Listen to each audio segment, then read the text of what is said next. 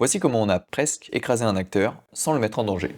Dans mon court-métrage Terre à Terre, je mets en scène un accident de voiture évité de justesse. Le personnage de Steve Lommel s'élance sur la route sans voir qu'une grosse BM fonce sur lui. Je connais pas Steve depuis très longtemps, mais je l'apprécie suffisamment pour ne pas l'écraser pour de vrai. Il aurait fallu se farcir un procès, payer des avocats, ce qui va contre notre but initial, sauver de la thune.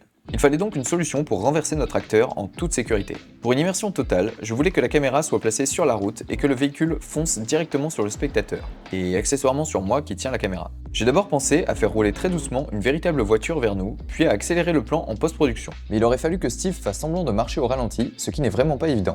Ça voulait dire aussi bloquer la route et faire des allers-retours avec la voiture pour chaque prise. Je me suis donc tourné vers la solution la plus logique, filmer un accident de voiture sans voiture. Je filme d'abord l'action de nos deux acteurs sur la route vide. Ensuite, j'importe un modèle 3D de BMW acheté en ligne. Pour créer les reflets sur la carrosserie, j'utilise une image à 360 degrés d'un environnement similaire à celui dans lequel on a filmé. Mon but, c'est qu'on ressente la sensation de vitesse grâce aux reflets des arbres qui défilent rapidement. J'importe une image de mon plan original et j'aligne la perspective de ma scène 3D avec celle de la véritable route. J'anime ensuite le véhicule en ligne droite vers la caméra. J'effectue un rendu de la voiture seule, que je superpose à mon plan, puis je découpe mon acteur image par image quand il passe devant.